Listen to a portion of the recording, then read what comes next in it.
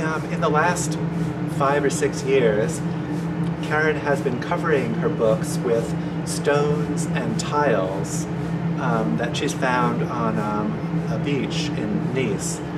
And she's trained the children who live there to hunt for her, to seek out the stones and tiles, so that now when she returns in the summer, the children already approach her, even before she asks them, with stones and tiles that they have found the previous year. She says they're getting very good at it. The book beside that displays another of her recent infatuations with stripes. And here she has stripes and then what look like chevrons or slits going at diagonal relationships to the stripes. And this is very, in terms of color, it's very subdued. They're not the red and blue stripes of some of her works, but it's also very vibrant and exciting.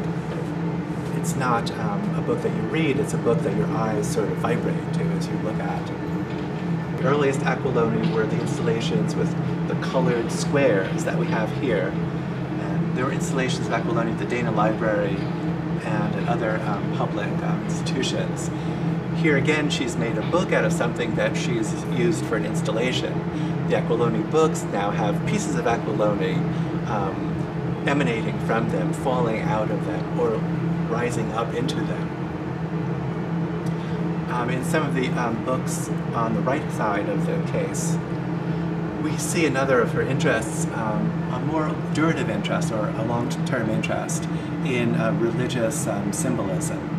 We have the Occhi di Santa Lucia.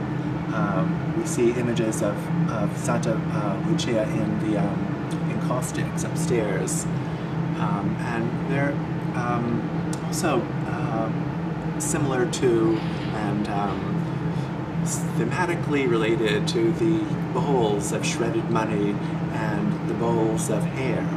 They correspond to a sensation she has of pleasure in being around ritual objects, even though for her they're evacuated of any transcendental or spiritual significance. The spiritual significance is they're fun to look at, and they're part of the world that she sees as being always potentially artful.